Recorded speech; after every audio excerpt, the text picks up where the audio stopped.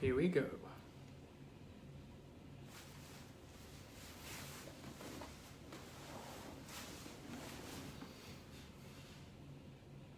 Welcome, Tainers. Teams have just come out, so I'll wait for a few people to tune in and then I'll read them out. If you haven't seen the teams yet, we'll go through them live from Sydney and see what you guys think. But it looks exciting. It looks like a pretty solid team considering all the injuries that we have.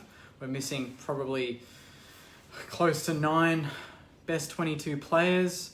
GWS have also been hit by injury. So, they're missing players like Cameron who's been traded, Williams who's been traded, Hogan didn't get up for the game, arguably their most exciting and most dangerous forward. Riccardi didn't get up for the game, and obviously Whitfield, who is one of the best ball users in the league and one of the most damaging players by foot, is not playing. So, the odds are in their favour. And to be honest, I don't know why. I think people don't understand the sort of depth that we have and don't understand the sort of depth that we have. And when you look at our lineup, it looks balanced. We've got 5 new faces that are putting on the St Kilda Guernsey for the first time this season. And you've got Sean McKernan, who's going to debut and be that stopgap type player, filling the void of Max King, Mason Wood, Paul Hunter, filling in the shoes of Rowan Marshall and Paddy Ryder, so that's a big responsibility for him, but one that he seems to be very confident about. He seems, based on his interviews, like he's done the work this pre-season. He's come from the Sandful, team of the season last year, the best ruck in the league pretty comfortably, and he's 27 years old. He's mature. He's not a 19-year-old coming into his first game where he's going to be battered in the wet. He's going to be physical. He's got good mobility, and with the conditions that I think we're going to have, where it's going to be very, very wet and the ball's going to be on the deck the whole time, I think our lineup suits that sort of condition. We've also got Higgins, who can play midfield and go forward, and he's known to be very good in the wet. He's a good ground ball player, but he's also good in the air, so he's suited for these conditions. And then Tom Highmore, debuting, the 22-year-old that we got in the draft this season with, I think, pick 45 or so. We've picked him over Jake Carlisle, and that's been the question mark on this lineup. Come round 1, Carlisle playing no preseason games at all. Are we going to pick him come round 1? And I said in the podcast during the week, no, we're not going to pick him. It's too risky. Plus the conditions on top of that, Highmore being younger, obviously more inexperienced, but he's good beneath his feet. And in a game like this, you need to be suited to the conditions. And when you look at GWS, I think they've gone a bit taller than they needed to. They've got Himmelberg, they've got the 2 debutants have come in and they're quite tall as well, one being a ruck, one being a forward. And then, Phil Davis coming back after injury, so question marks on him. Lockie Keefe, tall, not the most mobile player going around, but he does a good job, but he's not one of those star fullbacks, and I'd say that McKernan can definitely break even, if not be a big difference with that matchup. So yeah, overall, pretty happy. I'm going into it thinking, if we don't get the chocolates, it's only round 1, and Richmond have proven in their last 3 seasons that if you don't perform well in the first couple of weeks, that doesn't mean the season is done and dusted, because we've got players to come back. By round 2 or 3, we're going to have Max King back, we're going to have Rowan Marshall back, Brad Crouch will debut for the club in round 3. Geary won't be far off the mark. From there, Frawley comes back mid-season. So there's a lot to work through the year. But you want to win every game you play. And I think that with the conditions, it suits us more. And it might actually cover up the injuries that we have. Because the injuries that we have are to tall blokes that are very good in the air and are important and bring that height and power to the team. But in tomorrow's conditions, I think today they've had over 50 mils of rain. Tomorrow it's going to be the same, very wet. So missing Rowan Marshall's probably not going to hurt as much as it did maybe 2 weeks ago when we thought we were going to be playing in regular, decent conditions. Max King as well, very great at ground level, but obviously his strength is the ball in the air. Same with Paddy Ryder. So the weather suits us, and I'm backing us to have a big performance. I've tipped us. I'm confident we can get the win. I think GWS are a hard team to judge. We pantsed them last time we played them, but a lot can happen in the off-season, and Adelaide are proving that right now. When you look at the scoreline at halftime, they're nearly 40 points up against a team that, were winning most of the grand final last year against Richmond. So the football's very unpredictable, but going into this game, I'm very comfortable with the lineup. I think the midfield's obviously going to be the most important battle in this game, and that's one thing that GWS have had for many years, is a very good classy midfield. They've got Hopper, Caniglio, Taranto, Ward going through there, Kelly. They would have Whitfield, he's injured. Toby Green can rotate in there. So they're a very powerful team there, but to me, I think they're probably too much of a finesse-based team, and by that I mean they love to just have the ball in hand, but they don't really do much with it. And, that's a perfect example of the Western Bulldogs.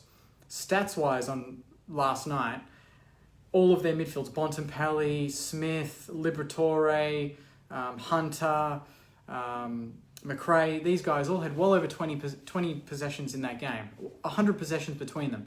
They only kicked 10 goals for the game after dominating. To me, I think that we're the perfect wet weather team in that we have less disposals than most teams because we're more direct. We don't need 5 handballs to open a chain to score a goal.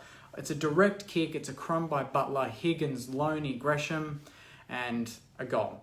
And that's where I think we can get them. We can exploit them with the smalls. We've got Butler, who should have been All-Australian last year. We've got Gresham returning, who can rotate small mid. We've got Higgins, who can do exactly the same thing. And then Loney, who's just a pest, like Toby Green up the other end, and will just get under the skin of whoever defender goes on him. And his preseason has been great. He's kicked, I think, 3 goals and then 4 goals in both games. One of our highest scorers in preseason, and his form looks excellent. And then you've got Brad Hill's growth from last year, with the games being longer and with him being more confident in his body and us using him more. You've got Jack Steele in the middle. Seb Ross has even had a very good preseason, so missing players like Crouch and Zach Jones may not hurt as much as we think. And then Hunter Clark makes that step up, goes into the midfield position. Sinclair has had an elite preseason, and he loves this sort of weather, and he's great beneath his feet. So on paper, it's easy to spot the negatives and look at, we're missing these stars and that's going to affect us. But GWS are missing a lot of players. Their coach has got question marks above his head whether the players are playing for him. They've made 1 grand final in the time that he's been there, Leon Cameron. And if you didn't watch the AFL documentary that came out, I recommend you do, because you'll see a bit of an insight into what I mean about the players playing for him and whether he's playing for his career this season or not. But yeah, very happy with the lineup. So I'm going to stop there. I'm going to go through some of these comments and then end it there, and we'll get ready for the game tomorrow. But thanks for everyone for watching. I know that there's footy on at the moment, so generally a lot of people will be watching that and not my previews. But hopefully tomorrow night we'll be talking about a big win. And I think there's been a few questions about whether I'm going to the game or not. I am going to the game. I've heard some rumours that, people have considered stopping sport because of the amount of flooding that's been happening in New South Wales. But, to what I've read online, it's going to go ahead. Rain, hail or sunshine, just get the job done and get the 4 points. And then I think for the next 9 out of 11 weeks, we're under the roof at Marvel. And that's where we can really set up our season, get players back, get the chocolates tomorrow, and get back to the home ground that we play so well on the fast deck and win some games there against teams like Melbourne and then I think Essendon in the next 2 weeks. Marcus has said, "Hey Jake, Geelong is getting fucked and I have a meme to show you."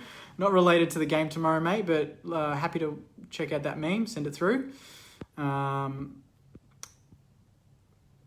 from Guy. G'day, mate. Hope you're well. Do a shoey from Damien. No chance, mate. Maybe if we win tomorrow, I'll have a look. Osgo says, Toby Green will tear us apart. I know that that's a bit of a worry for a lot of Saners, and that's mainly off the back of Ben Patton breaking his leg. I know that's the area that we think, might be the one area that we can't fill the void. And I forgot to mention him, but Jimmy Webster's had a great preseason as well. And I know that Jimmy Webster's probably not as, consistent as Ben Patton, but that's a very good second defender to come in and replace Ben Patton for the year. The good thing with Jimmy Webster, though, is I know his defensive game is probably not as strong as Ben Patton's, but his attacking game is very good. And by that, I mean he can make Toby Green accountable. Ben Patton's kind of your tagger defender, where he'll stand on you and piss you off and just not leave Toby Green's side and just create a contest all day. And that's what he did last time we played them, to the point where Toby Green got upset and was starting to bash him and punch him in the face and doing some silly stuff. Whereas I think Jimmy Webster can do that, but Toby Green can't just run off him. You know, he can afford to run off someone like Ben Patton because Ben Patton's not going to hurt you going the other way. I think Jimmy Webster's the sort of player that you need to worry about because he's got a raking left foot, he's fast, he's physical, he loves to set up play, and he can hurt you. So for Toby Green, it's going to be not so much just always focusing on getting the footy, he's going to have to worry about his opponent, and that's something different that Jimmy Webster brings that I think Ben Patton doesn't. So I don't think he'll tear us apart, but I think he'll have a big say in the game. If we can keep Toby Green quiet, then I think we've won the game. This one's from Marcus. Hope Higgins and Highmore kill it. Agreed, mate. Higgins for a big one. It was his birthday, I think yesterday, turned 22. He's playing for his childhood club now. Highmore coming in for his debut, and he's been excellent in the preseason, looking like a very good, handy Wilkie 2.0 type player. Great intercept mark, great ball user on both sides, left foot and right foot. So I'm backing him to have a big game. Not ideal to debut in pissing down rain in Sydney, but compared to what he was doing 6 months ago, battling it out, I think in Adelaide as well, in the Sandful, you'd rather pick this and play AFL footy, even if it's in shitty conditions. Let's go through some more. Shane said, not given a chance by the AFL typical Saints haters. Yep, the tipsters from Fox Footy, out of 15 of them, 12 of them went for GWS. Matthew Richardson, I think, tipped against us. Even Lee Montagna, I'm going to call you out, mate. Lee Montagna tipped against us, and Nicky Dell didn't. Nicky Dell stuck with the Sainers, but Montagna, I think, is getting a bit brainwashed with Fox Footy and the shitty media personalities that they've got working there. I think that, the loyalty is not really there for Joey, but let's hope that if we get up, I might send him a bit of an Instagram DM and tell him, what was the go there, mate? Why are you tipping against the Sainers when we're playing GWS? No offense, but they didn't make finals last year. We belted them last year. And they're missing some big names. They're the best forward they've ever had. Their best ball user. Their best up-and-coming forward. Their best second forward. They're missing... And they've got no one of note in the ruck. Paul Hunter, yes, he's not no one of note as well. First game. But they've also got, no stocks there. It's not like Mumford's playing or Bruce. They're both out as well. So they're going to be missing a lot of important players. I think, given we've got the better depth, you'd say the team with better depth wins when both teams have serious injuries. That's the whole point of having good depth, and I think we've got the best depth in the competition. But we'll only know tomorrow night whether that's true. Luke says Saints will win the flag without a doubt. Mate, I hope that's the case. But first game, so we'll just get the 4 points there and move on.